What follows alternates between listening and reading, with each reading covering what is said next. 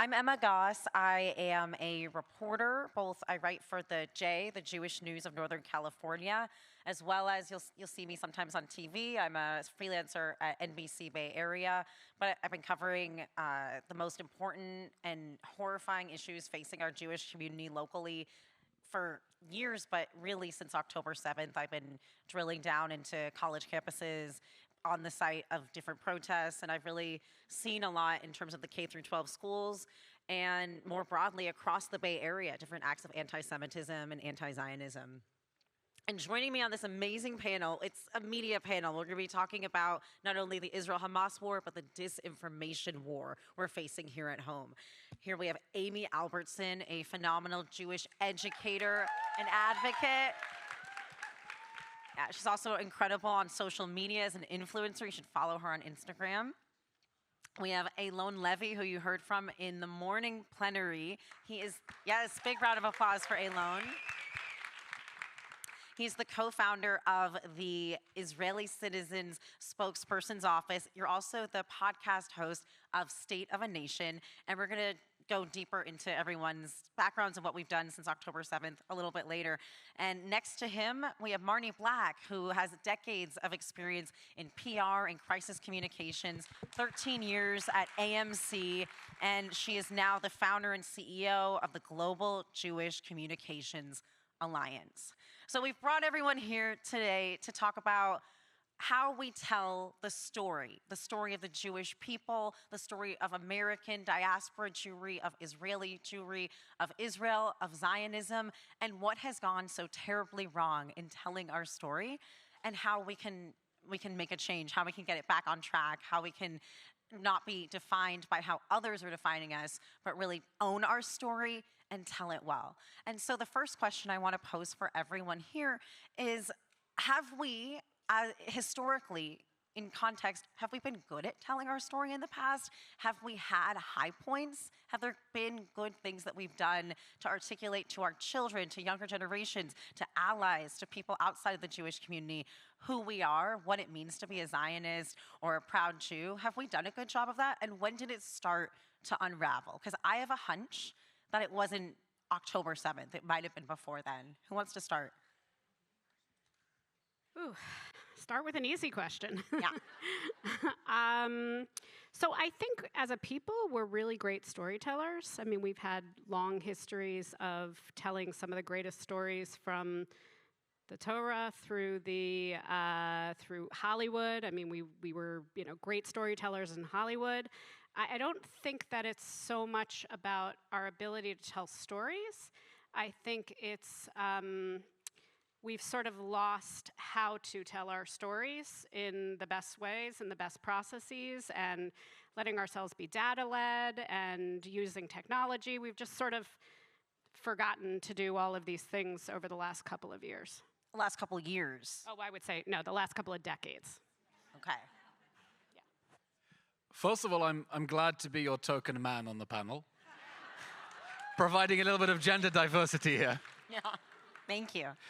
Marnie's right, the Jews are great storytellers, but the emphasis is on stories. We have never been a people with a single defining story. It's not like it's only in the last few years that suddenly it's become difficult to get Jews on one page about what the story is. Because even when the rabbis all those thousands of years ago managed to canonize the Bible and say, okay, this is our story, then we started canonizing all the fan fiction as well in the form of all the midrashim. And we have competing interpretations and stories upon stories. We've never had a single overriding narrative. The narrative that we have now of Zionism, of the Jewish people returning to their ancient homeland and claiming their independence, Zionism was not a majority opinion within the Jewish world until the Second World War. And then something happened that showed us the importance of having our own independent state, and that we should have had it before. But there were always competing narratives between Zionism and other Jewish self-survival strategies, and within the Zionist movement as well. It's not like Israelis all have a single story about what the country is. For some people, Israel is the formation of a model society of workers and class solidarity, the kibbutz movement, which is completely different from the story that the ultra-Orthodox tell about creating a society of scholars. Every community has its different stories. And part of the difficulty of then telling our story to the world is to say, okay, let's put a pause on the internal competition of stories that we have and to project outwards a story that we can all agree on. I think that October 7th is a watershed moment that gives us an opportunity to get on the same page and tell a story out of the collective experience that we've had. I filmed an episode of my podcast recently with Brianna Wu, who is one of the most vocal advocates for Israel online. She's not Jewish, she's transgender. And she gets a lot of flack within the progressive community. And she told me, we haven't aired the episode yet, she said, I think that Zionism is the perfect antidote to toxic identity politics. It was a good line. She said, in a world in which minorities are being told that there is a competition of victimhood, and the more you show that you are suffering and you've been the hardest done by, the more virtue you have. To take a movement that says we're about taking responsibility for our fate and putting that in our own hands and not wallowing in the past, but taking responsibility for our fate and climbing out of those problems, that is the most powerful story that you can tell and inspire others as well. So we mustn't allow ourselves, this was a point that Adela, who gave the amazing keynote speech earlier, we were talking about yesterday. She said, part of our problem is that we end up slipping into the stories that other people are telling about us. They're telling a story about oppression and colonization. So we start telling a story how we were oppressed and, colonization. But instead of slipping into those stories that other people are writing for us and trying to recast the characters we're playing, it's about claiming that narrative, reclaiming the narrative of a people who climb out of the rubble and take their fate in their own hands and don't take no for an answer. And I think after October 7th, we have an opportunity to make that our defining narrative. So glad I get to follow Elon. Yeah. But I think to just add on to that, I agree with everything that both of them said. I think it's this aspect of proactivity versus reactivity. So as Elon just pointed out, October 7th was a watershed moment for a lot of the Jewish community. And I know so many Jews who now want to tell their Jewish story, want to learn their Jewish story that they didn't even learn before.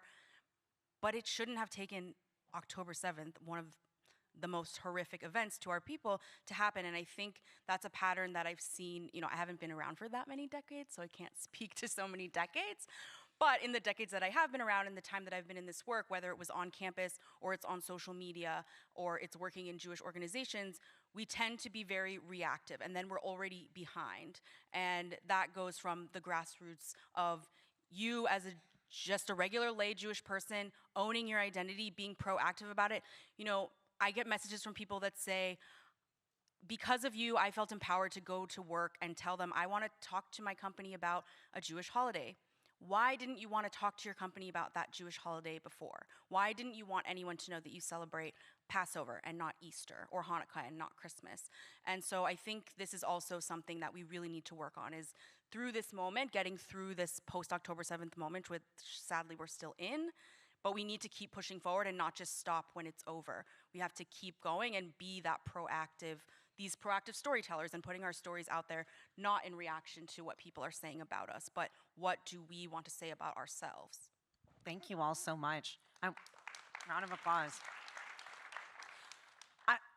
Since October 7th, all of us professionally have stepped into new roles, really confronting the war on the front lines, especially when it comes to disinformation and how we get the story out accurately, fairly, and strongly. And I wanted to start with Elon.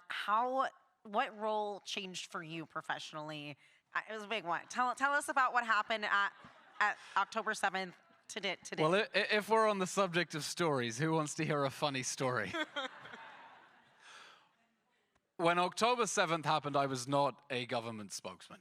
I was not involved with the Israeli government. The closest I came to the Israeli government was to protest against it every Saturday night with half of the country on the streets in Tel Aviv. If you had told me that in a few months I would find myself going on TV as a government spokesman, I would have asked you, when are the elections?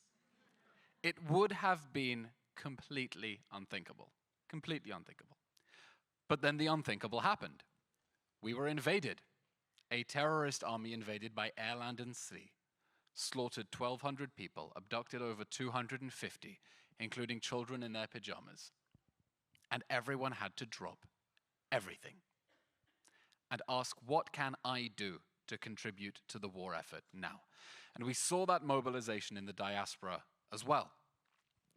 Day 3 of the war, I said, I can do interviews. I have a background in television. I was the president's foreign media advisor.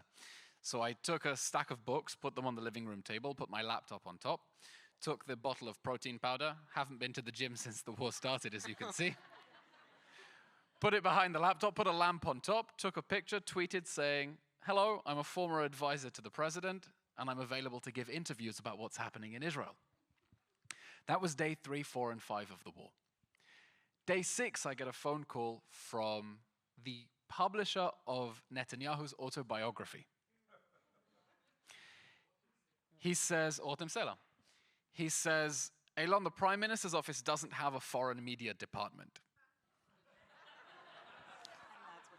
So I'm setting one up. I'm building a team of civilians. We're going to build a civilian volunteer operation that will give backup to the Prime Minister doing foreign media. Are you in? I said, Rotem, you know I was protesting against the government last week. He said, I know, but I don't care. We're under attack. I said, good, I know. I don't care either. Let's do it. So on the Friday after the war started, I went to the Kiryat, the defense headquarters in Tel Aviv, and there was Ambassador Mark Regev, one of my idols, former spokesman to the Prime Minister, ambassador to London. He said, Elon, I'm so glad to see you. We're drowning in requests for interviews. I want you to watch a few of my interviews, and from tomorrow you're on your own. I said, what do you mean? He said, giving interviews on TV. I said, in what capacity? He paused and said, an Israeli government spokesman. Let's go with that. And so it was that a week into the war, I put on a suit and tie, went on TV, and with a straight face called myself a government spokesman, making the case for Israel on international television. And it is an only in Israel moment. Wow, that's incredible. And it doesn't end there. It's an only in Israel moment that tells you the worst of how the country works, because sometimes it's completely unprepared, but also the best. That in times of crisis, Israelis know how to be flexible, to be creative, to give responsibility to young people and say, I trust you, just go do your thing. Obviously, we have lessons to learn how to avoid going into the next crisis unprepared. But that was the very surreal story of how an anti-government protester became a government spokesman in the space of a week. Oh, Amy, I'm sorry. I'm sorry to put you on the spot. But you have an incredible story, too. You lived in Israel for 6 years. Oh, it was 2019. No, it goes way before that. Go tell your story. How did you live in Israel, and then how did you become such an important force on social media for telling our story? That's a very long story, so I'll try to give a short version. I actually started as an activist on my college campus longer ago than you think, because although I'm young, I am older than I look. And I went to Portland State University, and there was no Israel group. There was only a Jewish group, right? We had Hillel, and at the time, Hillel didn't want to touch Israel. And even though I had yet to know the severity of the polarization, the sort of problems with this conflict, especially on a college campus, I didn't think that was good enough, and I started an Israel group. It still exists today. I'm very proud of that. Fast forward, and I made Aliyah. So I ended up making Aliyah in 2015 after I did a Masa program, and I yeah, I lived in Israel for 6 years, 3 years in Jerusalem and 3 years in Tel Aviv. And I always was just, I'm a millennial. I grew up with social media, so I would talk about my life on social media. And people told me, Amy, you have such an important voice. Your experience is so interesting. You're so good at talking about it. So one day, literally on Yom Kippur in Tel Aviv, my best friend, who's a photographer, and I decided to go do my first social media photo shoot. At the time, there were no videos on Instagram. And I created the Asian Israeli, which was my first Instagram account. And it was very much more fun, I guess you could say, than what we do now, which was a lot of lifestyle. This is what life is like in Israel. This is the food we eat. These are the people. This is the beach. Look at all the beautiful men on the beach.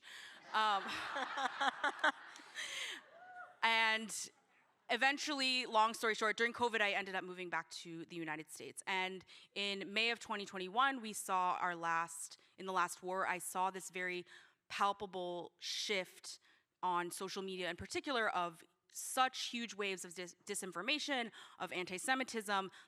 It was just a very different, it always had existed, but it was just a huge wave. And that's when I switched to the advocacy that I do now. Oddly enough, I was going to retire a month before October 7th. I had just gotten married.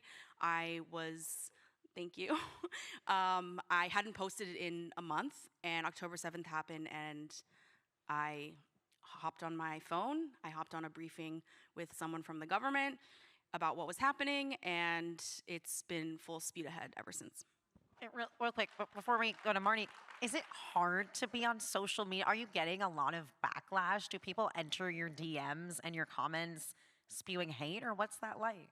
So I don't know. I mean, I'm not in other people's inboxes. I think I don't get as much as other people.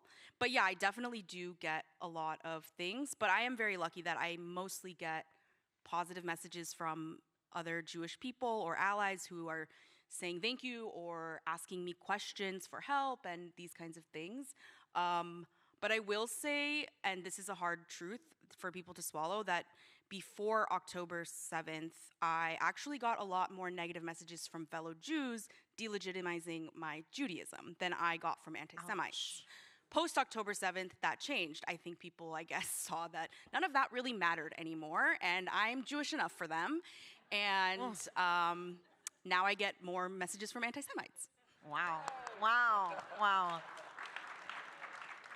Marnie, you had a real career pivot. You had 13 years at AMC. I was reading your bio, Mad Men, Breaking Bad, like some shows that I just love, we all love. And then what do you do now? Yeah, sure. So I spent 32 years heading communications for various global media companies, a lot of crisis communications, but also creating some of the best moments in entertainment history. And my dad was born in a displaced persons camp after World War II. Both of his parents were survivors, both lost their entire families and started anew and had him and his brother. And something, post October 7th just totally hit me like a truck, and I was not finding meaning and purpose and fulfillment going and promoting the latest film and television shows of the week. And so I met a phenomenal guy named Gary Wexler, who has been writing a lot of articles over the last year. And his first article, called Why We're Losing the Communications War, really touched me. He and I met, we decided to partner, and we've assembled some of the greatest advertising, marketing, and communications people I've ever worked with in my entire career to buckle down and do what we do for global brands, really change reputations, change narratives, increase market share, things like that. Marnie, thank you. Thank you all. Can you talk about Israel in the PR sense versus anti-Israel rhetoric that we're seeing blow up on our feeds, in mainstream media, on social media? How did you digest what happened after October 7th in the media landscape? So I'll break it into two sort of categories. I mean, in terms of the legacy media, the traditional media, I think there's no question that the media has been infiltrated, just like the educational system's been infiltrated, the government's been infiltrated, K through 12's been infiltrated. So I think that there are really bad actors who are part of the propaganda machine, including in our legacy media. So I think that's a problem that we need to fix. But in terms of sort of, our telling of our story on that's within our control, I think that we are not treating Jews in Israel like we would a brand. If this were a brand that were to come to us and say, our reputation is really being impacted, our market share is really, down, we wouldn't sort of jump straight to, oh, okay, Burger King, or Coca-Cola, like, here's what you should do. And yet that's what we're doing as a Jewish people. And so, we're trying to slow down the process and really dig in and treat this like if this were a paying client. And there's a lot of, we're acting almost like defense. We're playing defense, not yeah, we're offense. playing defense, yeah. What are we up against?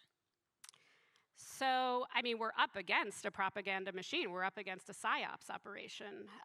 So, there's no question. We don't have the technology. We don't have the tools. We don't have the data. We don't have the scale, and we need to build all of that infrastructure back up. Elon, you want to add something? Yes. Part of making the case for Israel is not about finding answers, it's about demanding answers as well.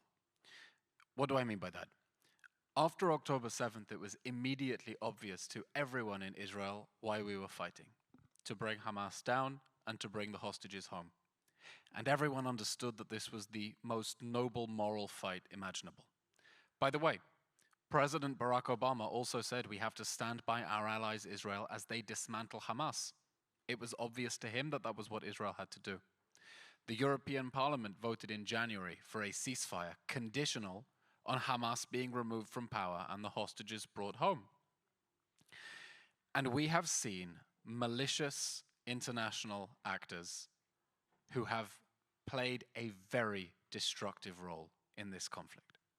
I mean, for example, the World Health Organization, which keeps condemning Israel for the damage to Gaza's healthcare system without mentioning that Hamas is fighting out of the hospitals. I'm talking about the Red Cross that said at the beginning of the war that there is no point even trying to pressure Hamas to give access to see the hostages. I'm speaking about UNRWA, a Hamas front. It is a UN agency that launders money and information for Hamas, that allows Hamas to fight out of its facilities, that employs Hamas terrorists on a massive scale, including those who took part in the October 7th massacre, and indoctrinates generations of Palestinian children. Most of the terrorists on October 7th were not UNRWA staff, okay? But almost all of the terrorists were UNRWA graduates, because UNRWA teaches most of the children in Gaza. Therefore, most of the terrorists went through UNRWA schools. The US recently cut off funding for UNRWA, but that means that most of the October 7th terrorists went to US taxpayer-funded schools. That is a shocking indictment of foreign policy, of that agency. I'm talking about malicious organizations like the ICJ, a kangaroo court headed by a former Lebanese diplomat. I'm talking about the outrageous proceedings taking place at the ICC. And I mean all the various UN officials who cannot even mention the word Hamas and keep blaming Israel for everything as if it wasn't attacked on October 7th and there weren't hostages there. And we need to demand answers from them and put them on the back foot. It's not just about saying, oh, I can explain, it's really not as bad as it looks, I can find an answer. It's about going to other actors and saying, you have fueled this conflict, you have provided cover or even material support for a terrorist organization, and you owe us answers because we know why we're fighting, and you owe the world answers for your corruption and your complicity with terror. Thank you for that explanation.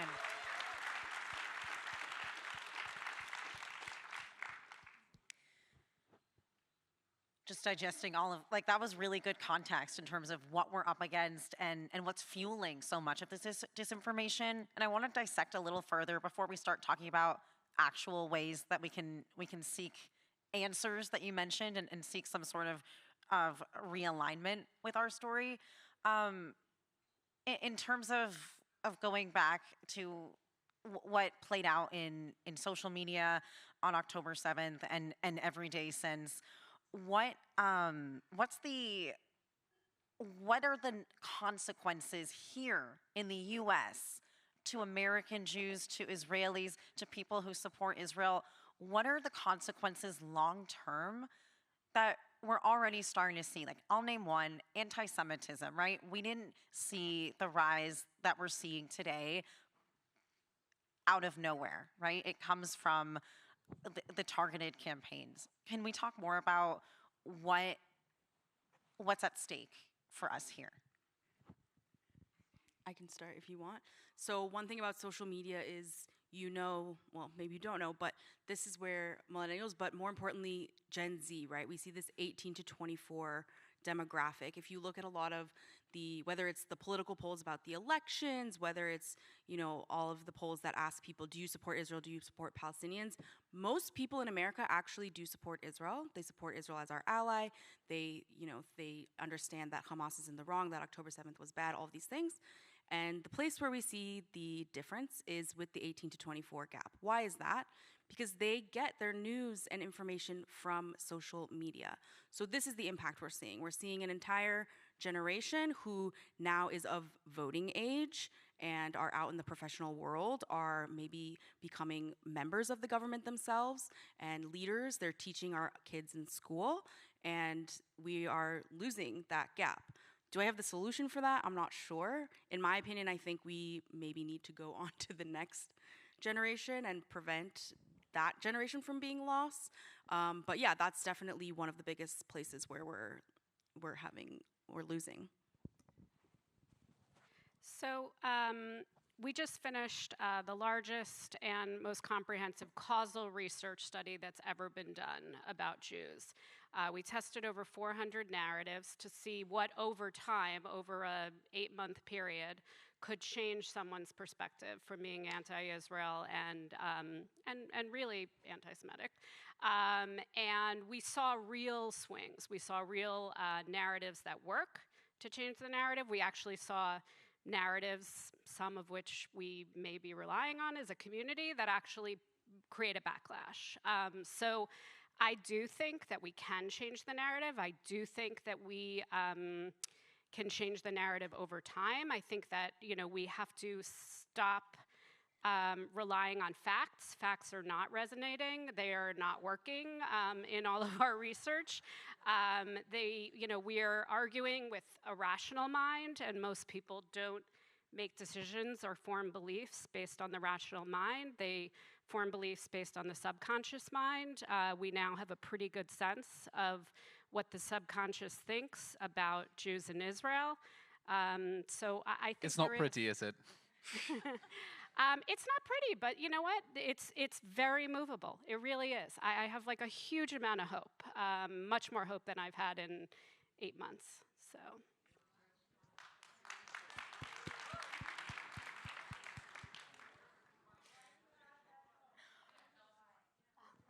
Oh, wait, so we yeah, just go completed deeper it. into the hope.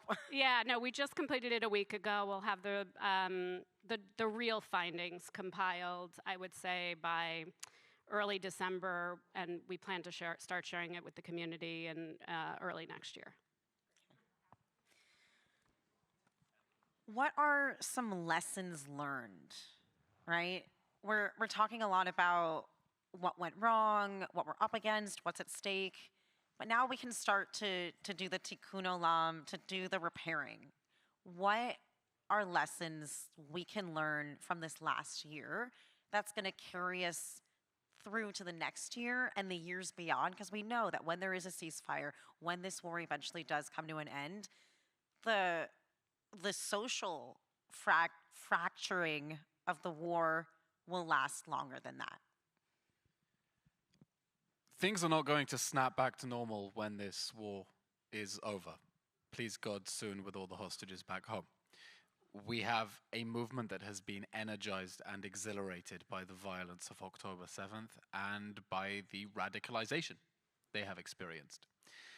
I think that traditionally Israel has failed to take the public diplomacy arena seriously because there is a belief that they all hate us. It doesn't matter what we say. They're all going to gang up against us anyway.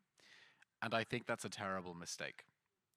The lesson that I learned from my 6 months as a government spokesman. What's so funny? Is that when you speak, people listen. When you are a regular presence on their TV screens, in their social media, they listen. We have friends. We have allies. We spoke of the polling data here that shows most Americans still support Israel. But we can't expect them to be more pro-Israel than the information they are getting. And so we have to, it's not all about facts, but we have to be there making our voices heard, not put our heads down and say, well, it doesn't matter because people are going to hate us anyway. I've traveled meeting politicians all around the world. I was in Australia recently. I met with the pro-Israel caucus in Parliament, and they said, why don't we hear from Israel? We're trying to help you. How are we supposed to defend you if we don't know what the arguments are? And part of what I'm trying to do in Israel, and the reason that I go on TV in Hebrew so often, is to try to shake the country by the shoulders and say, you need to take this seriously. Maybe you're not going to convert the whole world to be pro-Israel in the middle of a war, but we can buy time. Because if we don't buy time, and it becomes politically expedient for leaders to throw us under the bus, we will pay for it literally in the depletion of munitions that is putting soldiers' lives at risk. So I set up the Israeli Citizen Spokesperson's Office to try to build a team that would, one, try to get on media as much as possible and make sure wherever they want to hear a pro-Israel voice, we'll get someone to fill the airtime, and to create content that will empower the diaspora with narratives that they can use in order to push back. Just today, while I'm away here in Palo Alto, I've got the team working in Tel Aviv, and we produced content about how UNRWA keeps complaining about how many of its staff have been killed in the war, but they won't name them. Why won't they name them? Because they know that many of them are Hamas terrorists, and Israel will cross-reference them against the list and work out who are the Hamas terrorists. That's a narrative for how you can push back and go on the offensive when people say, why are so many aid workers being killed? You can say, we know that many of them were Hamas terrorists, and UNRWA refuses to release their names because then we can prove that. So it's going on the offensive, demanding answers from others, and making sure that we have a presence and do not allow others to monopolize the public space. Some people think there's no point. Why do we bother on Twitter, on Instagram, whatever? If the anti-Israel narrative is the only narrative that's being heard, obviously good people are going to go with the anti-Israel narrative. But if you're the one voice, the one trusted friend who holds up a mirror and pushes back against it, then people will say, well, Israel at least has the benefit of the doubt. And that's something worth fighting for.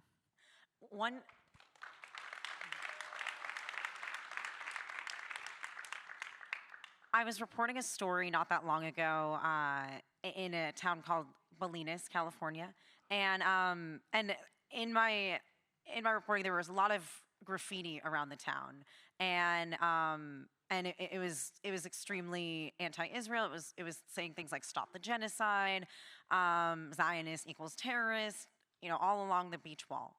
And there's also a newspaper, like a town crier called the Hearsay News, where people write in their little thoughts and feeling. I mean, it's been around for decades. It's really meaningful to the town.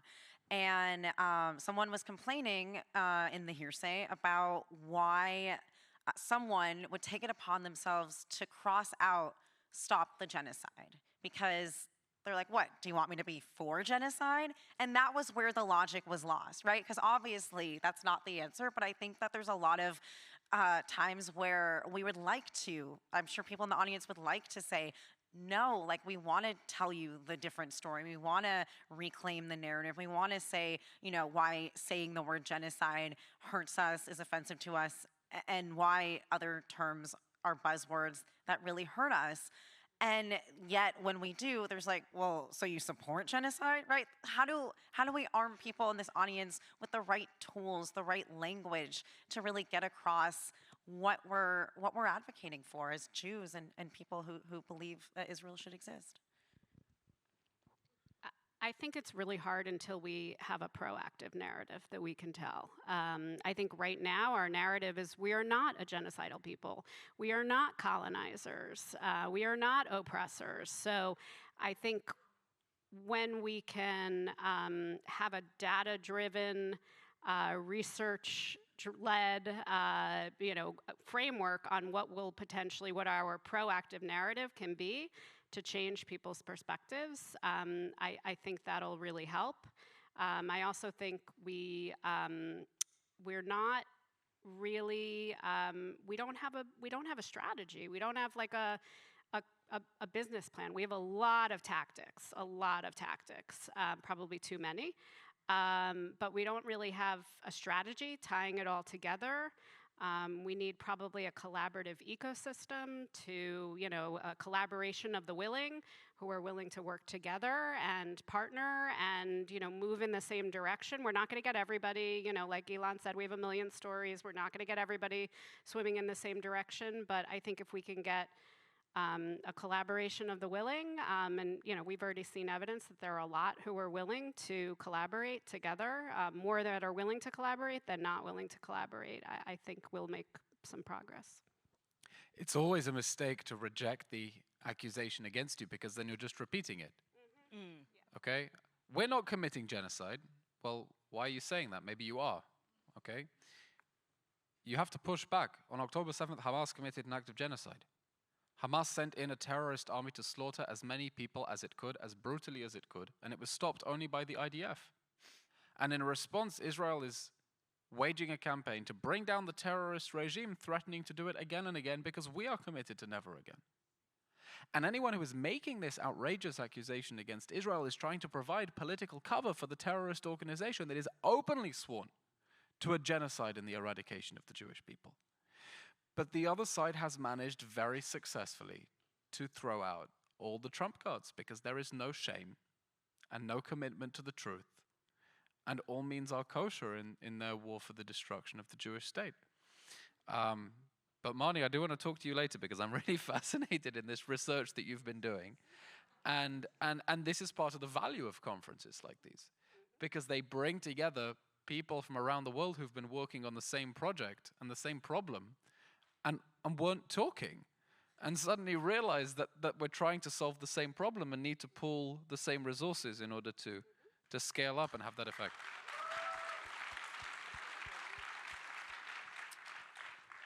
Well, to follow Elon again. You can go first next time. No, it's fine. No, I think just to add on to that, it ties into this proactivity. It ties into not responding to the accusations.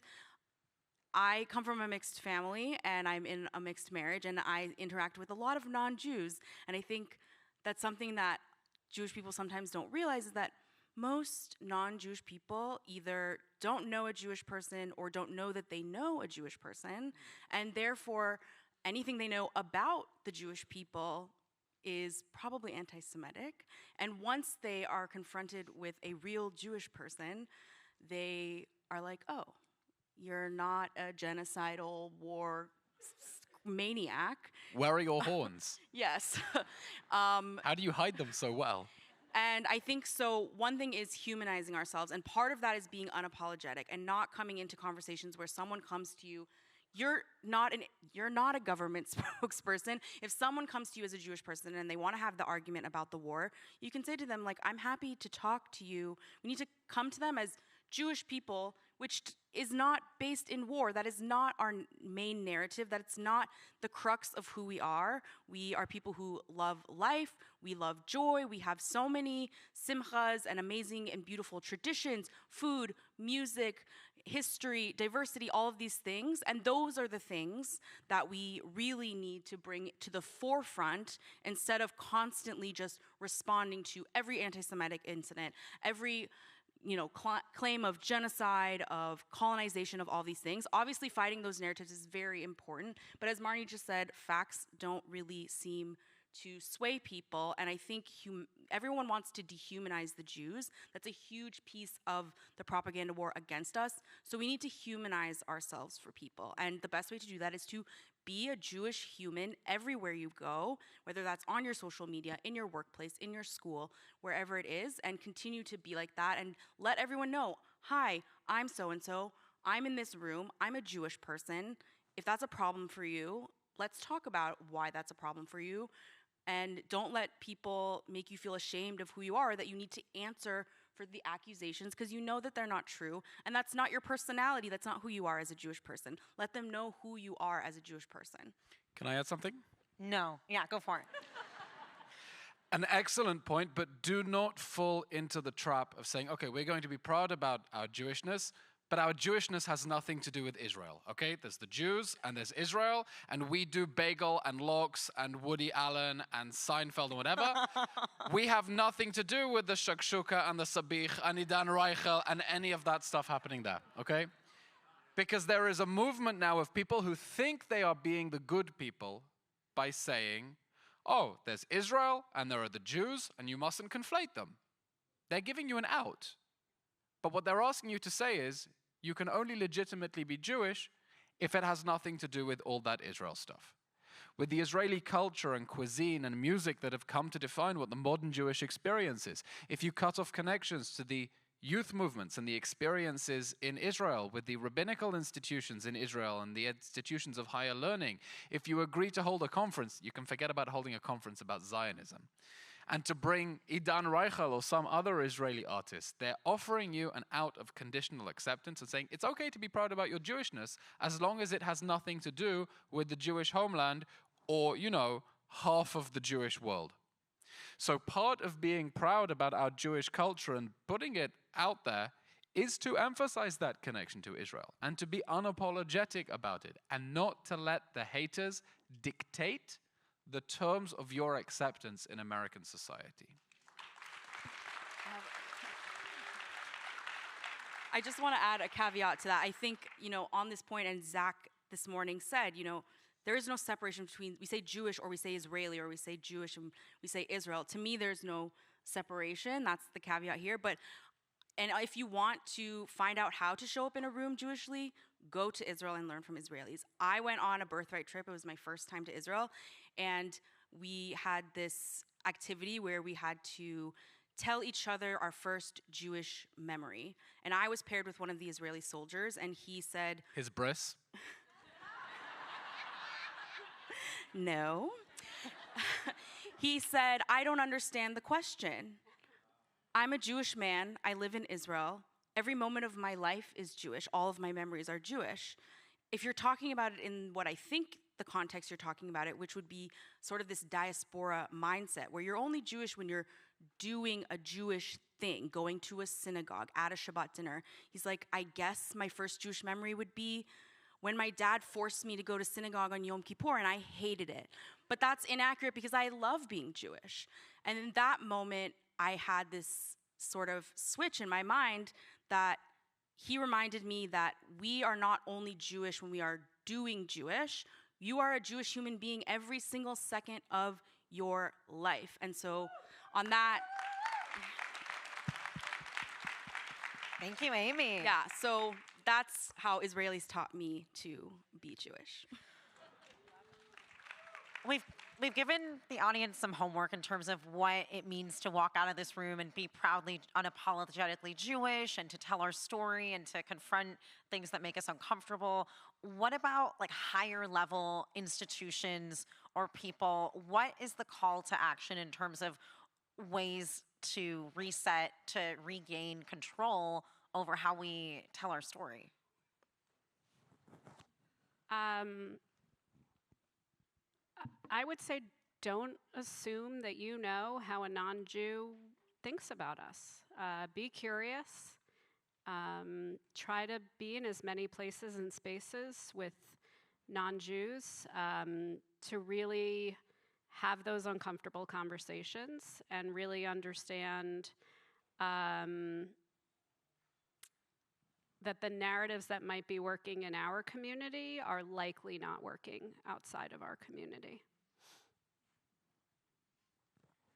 And just thinking about right, we talked about what we're up against. We're talking about huge campaigns. We're talking about high-level institutions, foreign institutions, as well as like our own peoplehood. It really begins with the children at a young age. I don't know what to tell the parents who are suddenly shocked that their children have fallen off some woke anti-Israel cliff edge, and they say, "We didn't bring them up to be like this." Okay, but what was the focus on their Jewish identity? Not just their religious identity, that sense of peoplehood. I think part of the problem we have with the anti-Zionist Jews, for example, is not that they don't think the Jewish people have a right to self-determination. They don't think there is a Jewish people. They don't identify, they don't look at their Israeli brothers and sisters and say, we are part of the same tribe. I have a responsibility for you as you have a responsibility for me. They say, I just want to have nothing to do with this because this is an embarrassment. This is making it difficult for me to integrate in American society. So in terms of institutions, a focus on Jewish education, I know it is often prohibitively expensive in the United States. Anything that can be done philanthropically, organizationally, to make it accessible and affordable, so that it's something that they just feel in their gut. There was a poll actually a while ago, I can't remember from which organization, that looked into this phenomenon of October 7th Jews or October 8th Jews. Who were the people who suddenly felt that October 7th made them feel closer to Israel and the Jewish people? And the defining variable was whether they had had a Jewish education. Because it was dormant, it was something in their subconscious from their childhood, and then it was activated when suddenly they felt we are under attack. And if you're not fostering that sense of we, and that includes visits to Israel, not waiting till birthright, eventually there'll be flights again. This is a long-term plan. Foster that sense of we, of togetherness, of responsibility, and the human-to-human connections. Don't allow Israel to be a cause. What is our relationship with this theory, as if we're in a seminar workshop? It's a real place. Help them have Jewish friends around the diaspora. Israeli friends, help them build those formative experiences as well. And then when one part of the Jewish world is under attack, they'll feel as if it's happening to them too.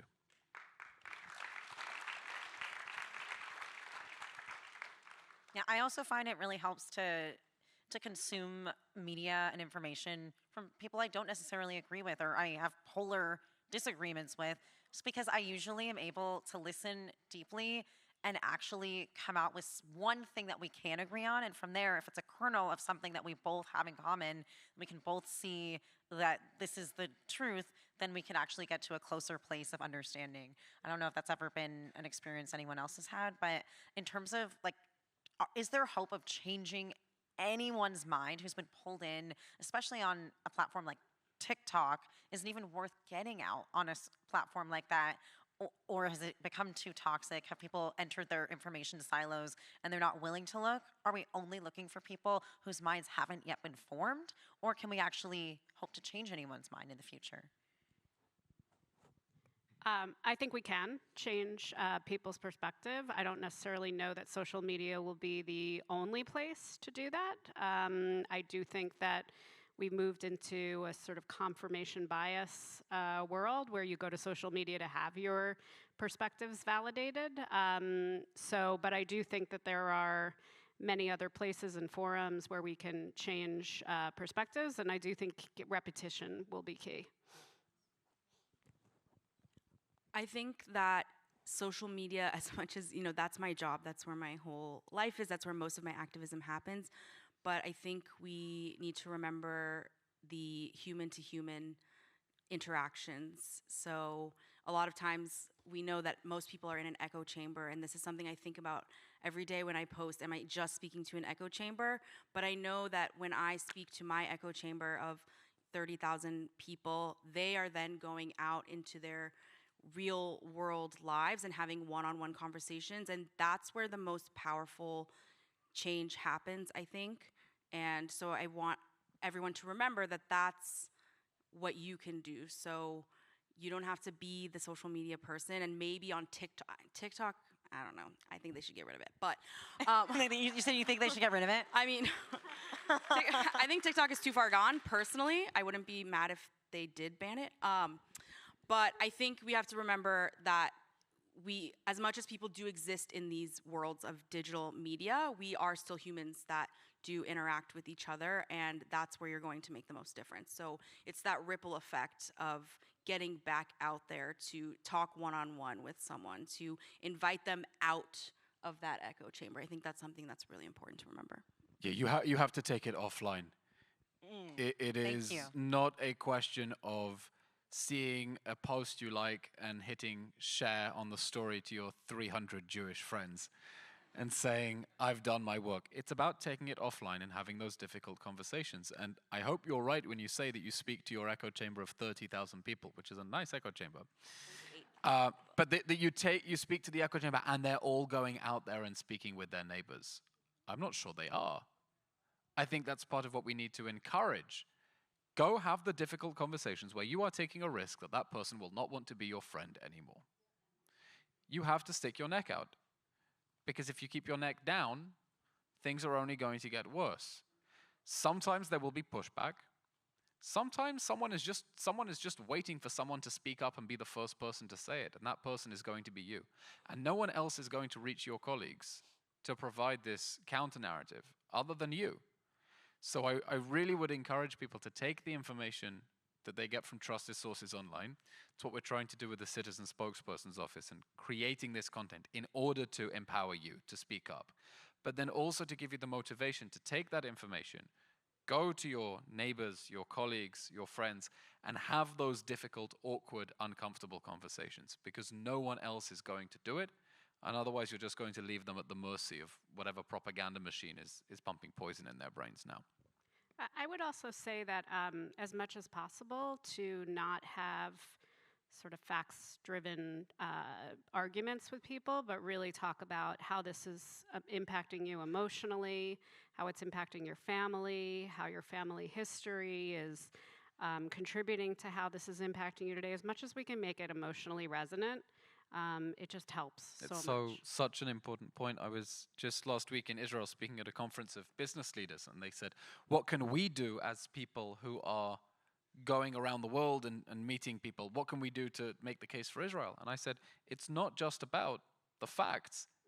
Tell them how your workforce has been disrupted by people who were in reserves for the last year and the impact it's having on their families. Tell them, we just had a missile siren and I had to run for a shelter, and don't say it like it's something ordinary that happens and should be normalized, because it shouldn't be. We allow ourselves sometimes to think that what the experiences we're having are normal or should be tolerated, but they're not. And people need to understand that human context of how it's affecting you and your cousins and friends in Israel as well, and not simply to say, here is a fact sheet. I just want to add to that. I think also something that is taking it out of the context of the war for people, and not only showing what impact it has on us as Jewish people, but that everyone in the world really can have a connection to Israel.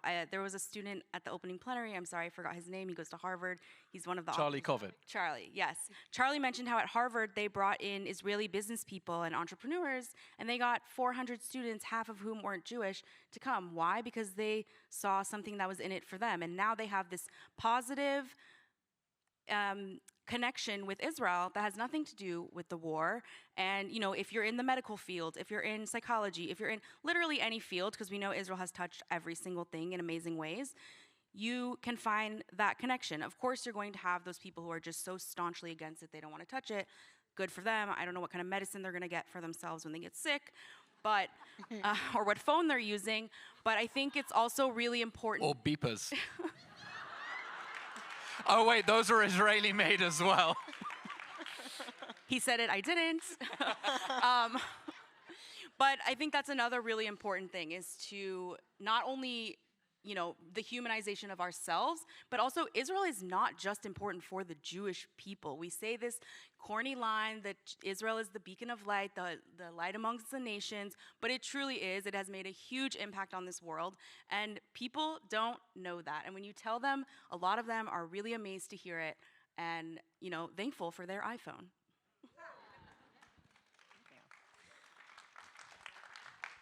We don't have too much time left in this.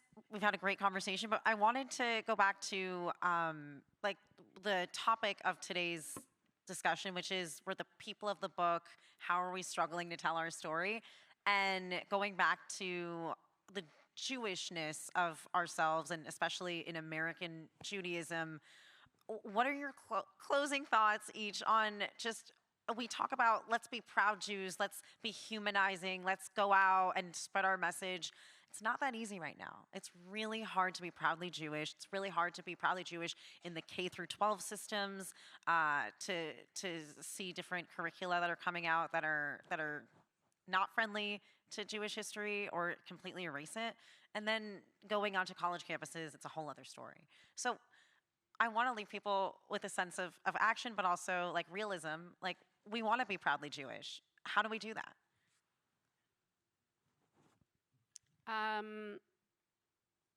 I think it's two things. One is, I would say, you know, I went through my career, 32 years in my career, and was Shomer Shabbat for most of it. Became Shomer Shabbat later in my career, and you know, I think that being proudly and openly Jewish, to Amy's point before, it humanized me. It made me, I mean, I live in New York, so most people have met a Jew. But I think it's still good for people to, for us to be able to put, and it doesn't mean that you have to be Shomer Shabbat, but I think to be able to put yourself proudly forward in a work environment, in a professional environment, and be proud of that. And then the second I would say is, you know, and again, I think we've touched on this here, is investing in that next generation and making sure that we give them a space to be proudly Jewish. I have two teenage kids who make me so unbelievably proud at how they are proud Jews who are out there, who are fighting, who are active, who are very comfortable that they're going to lose friends and have lost friends. And you know, I think they are that way because I put them in Jewish day schools, I put them in Jewish camps, and I gave them that foundation to be proud Jews. Thank you.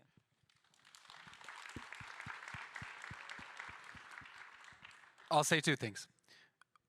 Part of the reason that it is difficult for us to tell stories about ourselves is that it is so easy for the rest of society to cast us as characters in the stories they're already telling about themselves. What do I mean? The debate about Israel is often simply a form of projection of one culture's own neuroses onto Israel. The Irish view this through the lens of their own Catholic Protestant struggle. Americans will see it through the lens of racial oppression. In Australia, they frame it in terms of indigenous rights, and in Britain, they'll think of it in terms of imperialism and colonialism. In none of these cases are they actually having a debate about Israel. They're having a debate about themselves, and they're using us as props. Now, that's nothing new. The historian David Nirenberg writes in his outstanding book, Anti-Judaism, that this process of taking Jews and defining them as whatever we are not is not a blip in Western thought. It is a central pillar of the Western mind. And that throughout history, Western cultures have always used the Jews as characters in the stories they're telling about themselves. Part of why it's hard for us to tell our stories is that we're competing with stories that already make sense in other people's heads, and they cast us as characters within them. And I think part of the answer is to lean into our difference and not try to be the same. We're a counterculture. We don't have to say, oh look, we're just like you. Hanukkah is just our Christmas.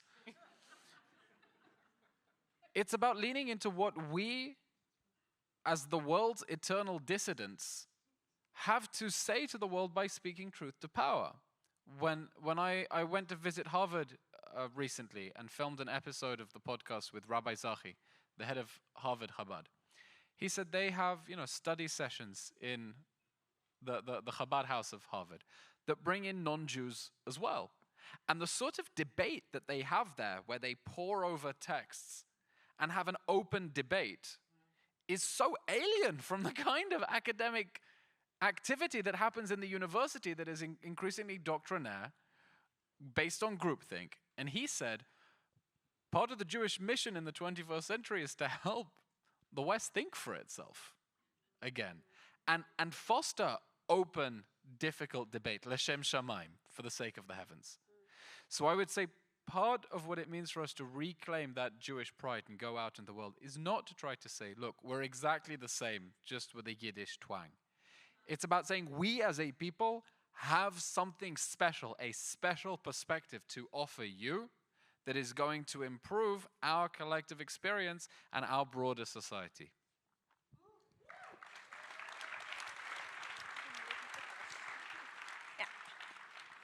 The question was, how do we make the challenge of being proudly Jewish less uncomfortable when we're confronted with so much anti-Semitism right now? Sure. I think obviously, your literal physical safety is something to think about, especially in the Bay Area. It's a pretty hostile place.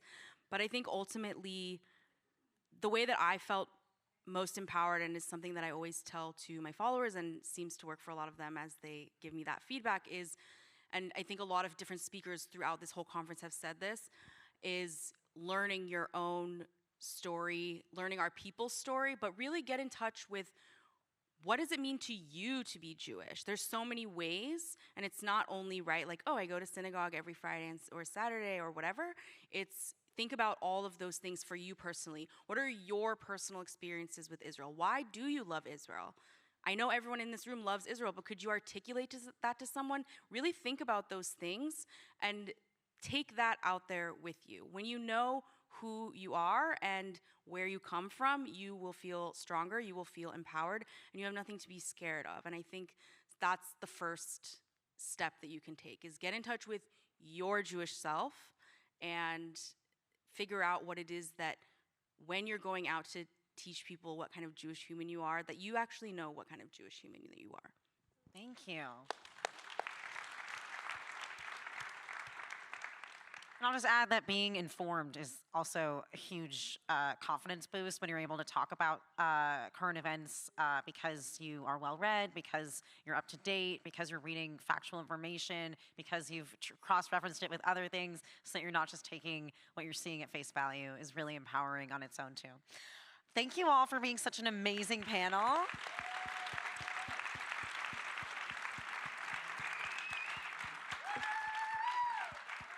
Thank you, everyone here.